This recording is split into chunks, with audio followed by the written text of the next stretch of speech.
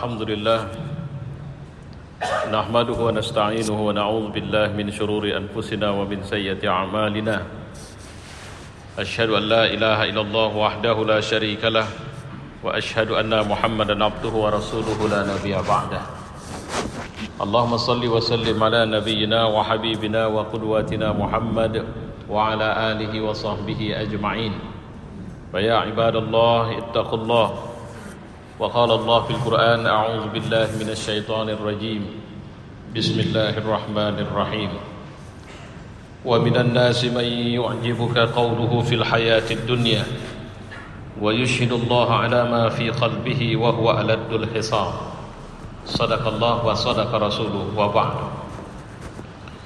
Ayol jamaah, kita bersyukur kepada Allah Subhanahu wa taala. Pada Jumat ini Allah memberi karunia besar kepada kita, memudahkan kita untuk bisa melaksanakan ibadah Jumat kita yang bukan tidak mungkin. Kalau bicara sehat, kita tak terlalu sehat. Di luar sana bukan tidak mungkin ada orang yang lebih sehat dari kita, tapi tak terhalang dari melaksanakan ibadah Jumat. Kalau bicara kelapangan waktu, belum tentu kita lapang. Di luar sana ada orang yang jauh lebih lapang mungkin dari kita, tapi juga terhalang untuk bisa melaksanakan salat Jumat. Halangan-halangan itu berupa dari lemahnya keimanan, kuatnya desakan nafsu, berat dan kuatnya tarikan maksiat yang dia lakukan, sehingga bukan tidak mungkin itulah yang menyebabkan mereka tidak memiliki keinginan untuk melaksanakan salat Jumat ini. Dan kehadiran kita untuk melaksanakan salat Jumat ini juga menunjukkan kelas keimanan kita. Karena sebenarnya kalau bicara jujur, kita tidak sedikit kita yang sebenarnya waktu kita lebih dari cukupnya tadi. Cuma berangkat ke masjidnya memang sengaja lambat. Tunggu dulu khatibnya naik ke mimbar, atau tunggu dulu khutbah kedua, atau kalau bisa tunggu dulu khutbahnya selesai.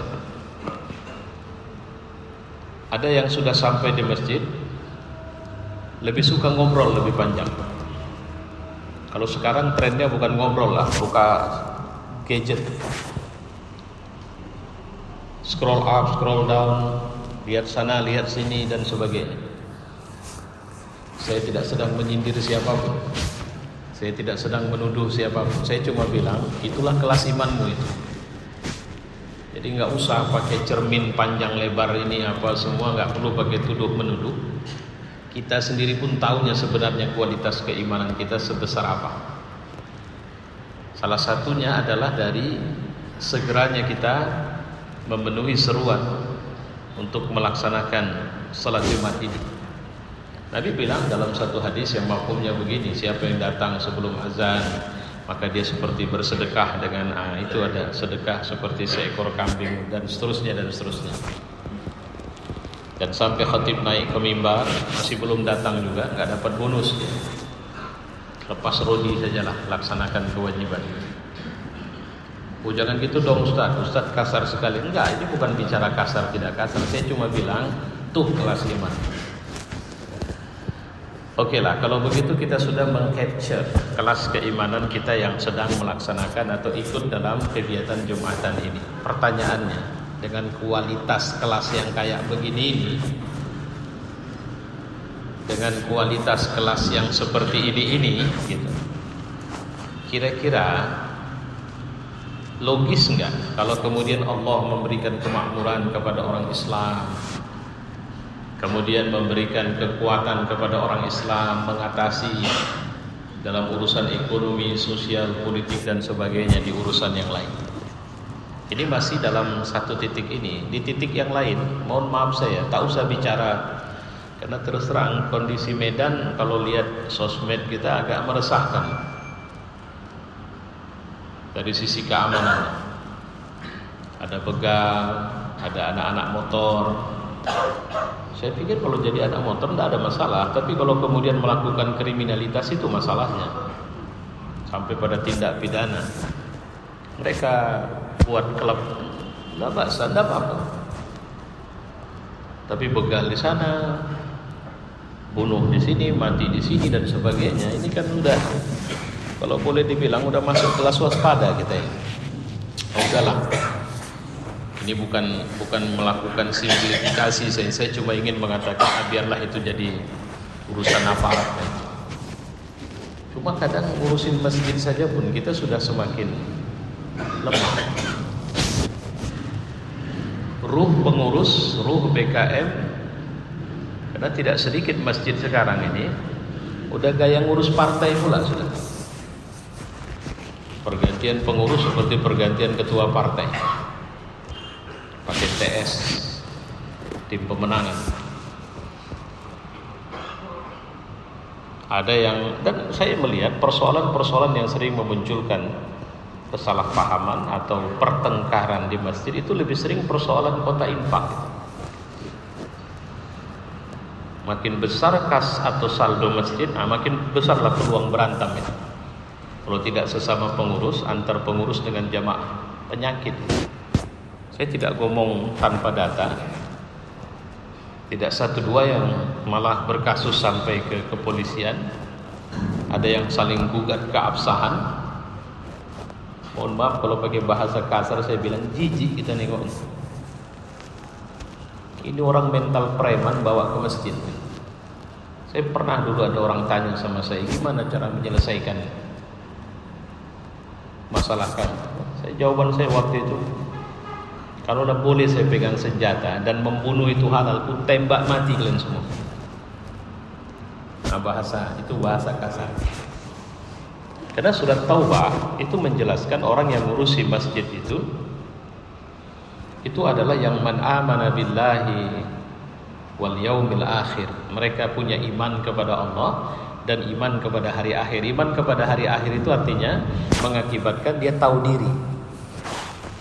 1 rupiah pun dana umat salah kelola itu bisa jadi peluang dia masuk neraka itu. Maka dia akan hati-hati, dia akan profesional di situ. Karena terus terang umat ini mohon maaf, saya tidak bukan karena masjid kita enggak ada masalah, enggak. Insyaallah masjid kita baik-baik saja. Umat ini kemampuan dan kemauannya untuk melakukan kebaikan itu masih tinggi. Cobalah, saya sering mengatakan satu kalimat, di Medan ini masjid itu lebih 1000. Apa yang enggak kita punya? Kita cuma punya angka 1000 lebih masjid. Tapi tidak ada sinergi antara satu masjid dengan masjid lain, itu enggak ada. Enggak usah cerita 1000 lah. Cerita satu desa atau satu kelurahan, kalau Medan kelurahan pun tak ada. Kalaupun ada forum yang terbentuk, belum sampai menyentuh level yang paling minimal kemampuan untuk menghadirkan sinergi. Saya sering memberi contoh sederhana saja. Kalau setiap Jumat dari kota infak itu bersekutulah 1000 masjid, kita buatlah semacam Baitul Tamwil atau Baitul Mal wa Tamwil, BMT, bank masjid. Jadi setiap Jumat dari kota infak masjid nyisihkan 50.000 saja. Itu kota infak yang tadi beredar, setelah dihitung, disisihkan untuk BMT-nya masjid 50.000 saja. Coba hitunglah berapa itu. 1000 masjid, maka kita punya duit. Ini enggak ngapa-ngapain. Enggak cerita buat program ini. Cerita nyisihkan dana umat per Jumat 50.000, maka kita punya duit minimal 50 juta satu Jumat, 200 juta satu bulan, dan insya Allah lebih dari 1 miliar setahun. Itu enggak ngapa-ngapain. Itu yang saya maksud tadi dengan potensi. Persoalannya yang jadi masalah, siapa yang mampu mengelola potensi ini? Dan apa problem pengelolaannya? Itu yang hilang dari kita. Problem pengelolaannya yang paling pertama, kita tidak mampu bersinergi, Pak. Kita ini bersaudara, kalau partai, kena satu partainya, beda partai udah tak saling senyumnya kita sekarang. Apalagi sekarang. Jangankan beda partai, satu partai pun bisa tak saling senyum. Kenapa? Karena beda nomor urut. Masing-masing mau menang. Padahal innamal mu'minuna ikhwatun fa aslihu itu artinya apa? Bangun jejaring, jembatani antara kau dan saudaramu. Itu yang dimaksud dengan fa aslihu. Dan saya sering menerjemahkan bangunlah jembatan, bukan bangun tembok. Ketika kau menemukan di sana ada muslim dan kau di sini, sekarang gimana caranya kau dan dia itu terhubungkan dengan jembatan, bukan terpisahkan dengan tembok. Yang saya maksud dengan terpisahkan dengan tembok itu penyakit egoisme. Kadang ada egoisme kelompok, ada ujub kelompok, merasa cuma kita saja yang benar. Mana ada di luar sana orang yang kesolehannya seperti kita? Tak mungkin lah. Siapa yang bisa lebih baik dari kita? Itu ujub kolektif. Padahal sebenarnya kalau di sana ada seorang anak muda narkobaan sekarang, itu muslim ya, muslim. Oke, kalau begitu gimana aku dan dia bisa terhubung? Itu yang dimaksud dengan fa'aslihu. Dan ini harus proaktif, bukan menunggu. Antara Anda dan saya itu bisa terbentuk kalimat kita. Jadi kalau Anda, engkau, aku, ini kita bentuk, kita hubungkan, maka akan muncul kita. Dan kita itu kekuatan. Tapi coba kalau antara engkau dan saya, antara kami dan antara engkau dan saya, kita buat tembok, yang muncul apa? Kami. Kami ini memunculkan keakuan, egoisme, dan ini masalah. Ini yang hilang. Orang kaya dengan orang miskin tidak terhubung. Pejabat, pemerintah dengan rakyat tidak terhubung. Yang terbangun apa? Saling hujat, saling curiga, a priori terbentuk polarisasi. Mau jadi apa negeri ini? Ketika kita terjebak pada pembelahan demi pembelahan, yang terjadi kehancuran. Di saat yang sama, pengetahuan dan tingkat pemahaman agama kita makin lemah. Saya ambil contoh sederhana, anak-anak kita yang pakai baju sekolah, seragam sekolah, pakai motor, naik keliling Medan, wow, nggak pakai helm apa semua, bawa parang, bawa celurit, bawa senjata tajam. Oke, apa respon Bapak ngelihat itu? Kalau saya sekarang ngelihatnya, ya Allah, hancur kali moral kita. Mereka ini diajari apa? Pelajaran apa? Seperti apa pelajaran ini yang terbenam sama mereka? Atau mereka masih belajar atau tidak?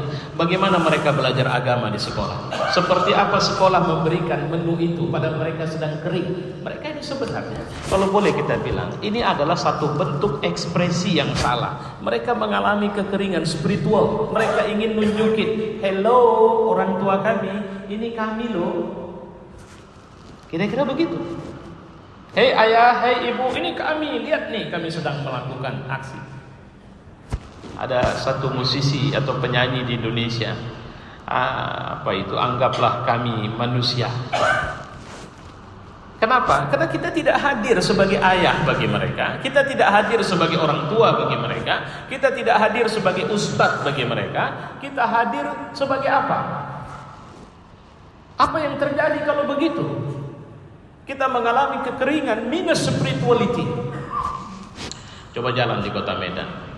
Sekarang ini kalau sudah sore lah kita ambil contoh sore, itu kafe-kafe ini penuh sesaki dengan kendaraan-kendaraan yang anak-anak kita banyak di situ.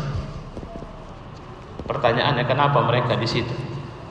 Coba nanti pulang ke rumah, coba periksa apakah anak kita sholat 5 waktu, dan kenapa jika tidak sholat? Apa penyebabnya? Ada tarikan besar yang memaksa mereka keluar dan tidak menganggap agama sebagai sesuatu yang istimewa lagi. Itu yang hilang dari kita. Dan kalau boleh saya mengatakan, kesimpulan sederhana dari ini adalah terlalu seringnya kita ngelihat agama diobrolkan, tidak diamalkan. Makanya sering saya mengatakan, mengamalkan pun kita terjebak nanti, karena terus terang ini tahun politik. Jelang 2024 ini bisa jadi kita pun kalah ibadahnya sama caleg. Caleg itu bisa lebih rajin ke masjid ketimbang kita, lebih rajin silaturahim ketimbang kita, lebih rajin infak ketimbang kita. Tapi persoalannya dia punya tujuan, dan karena ada tujuan yang kemudian needs-nya itu menjadi kebutuhan bagi dia, dia sungguh-sungguh.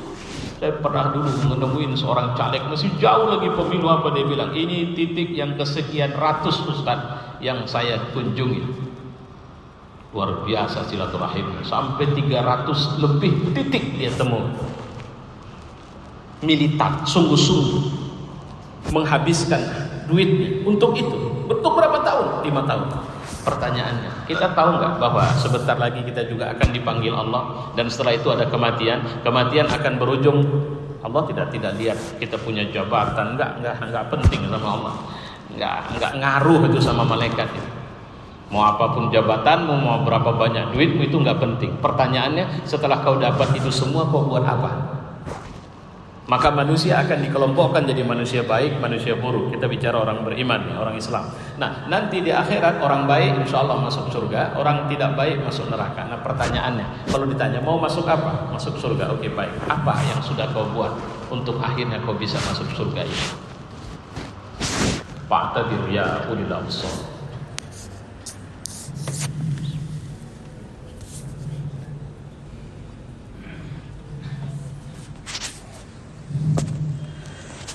Alhamdulillah, nusalli wa sallimu ala nabiyyina wa habibina wa qudwatina Muhammad wa ala alihi wa sahbihi ajma'in. Fa ya ibadallah ittaqullah. Wa qala Allah fil Qur'an, a'udzu billahi minasy syaithanir rajim. Bismillahirrahmanirrahim. Wa idza tawalla sa'a fil ardi liyufsida fiha wa yuhlikal harsa wan nasl wallahu la yuhibbul fasad. Wa idza qila lahu ittaqillaha aghzathu al-'izzatu bil ism fahasbuhu jahannam wa la bi'sal mihad. Shadaqallah wa shadaqa rasuluh wa ba'd. Jemaah yang mulia, satu catatan yang bisa kita ambil dari penjelasan saya di khutbah pertama, apa yang kita butuhkan sekarang? Apa yang hilang? Ada, kalau boleh dibilang, dua atau salah satunya atau dua-duanya. Apa itu? Akhlak dan adab. Orang pintar banyak kali di Republik ini, banyak sudah. Orang kaya rapi. Apa lagi? Orang punya jabatan dari presiden sampai kepling mayoritasnya muslim. Apa yang hilang dari kita? Kemampuan untuk menerjemahkan agama dalam bentuk akhlakul karimah. Suami sama istri. Cobalah pergi, kalau di sini pun ada, nanti bisa kita cross check. Pergilah ke peradilan agama, tanya tingkat prosentasi pertumbuhan perceraian yang diurus melalui peradilan agama. Apakah grafiknya menurun atau naik terus? Kenapa itu terjadi kalau dia naik terus? Kenakalan remaja, segala sarana untuk memberantas narkoba kita punya, tapi pertanyaannya terus menerus kita dapat berita polisi baru tangkap, kemarin Medan baru tangkap berapa ratus kilo ganja. Apa yang terjadi sebenarnya? Yang hilang dari kita. Kita disibukkan dengan hari ini seperti anak-anak kita, Pak. Coba nanti ke rumah, lo bapak punya anak atau cucu, tarik HP-nya. Saya sering mengatakan, kalau sudah kita tarik HP-nya, kita matikan paketnya, muncullah zombie. Maka saya bilang, pengaruh jahat dari gadget itu dibanding narkoba ini rada mirip. Narkoba itu menghancurkan visi, dia tidak punya cita-cita. Dia seperti binatang yang hari ini keluar kandang, dia harus makan. Kalau tidak ada makan, dia akan sakau atau dia stres. Anak-anak pegang HP juga begitu. Kalau masih level anak kecil, ditarik HP-nya, dia akan menjerit, menangis. Tapi kalau sudah mulai remaja, matikan paket. Jangan kasih dia beli paket. Kalau istilah saya kayak zombie langsung, tidak tahu mau ngapain. Karena selama ini hidupnya hanya dibetot oleh itu. Nah, bagaimana dengan kita? Kita juga keluar rumah pikirkan bahwa saya sudah menyelesaikan tanggung jawab, di mana saya kasih makan dia dan sebagainya. Pak, maaf cakap, anak kita bukan binatang yang urusan mereka yang harus kita penuhi cuma perut mereka. Tidak. Anak kita manusia yang Allah mau mereka kita didik menjadi khalifah di muka bumi. Harus menjadi orang besar, menjadi pemimpin-pemimpin negeri ini yang punya otonomi, kemandirian dan berdaulat. Dan itu hilang dari kita.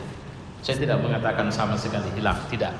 Tapi pertanyaannya, Kalaulah kita bicara Indonesia usia 100 tahun nanti, Indonesia 2045 itu 100 tahun, pertanyaannya, siapa kita nanti?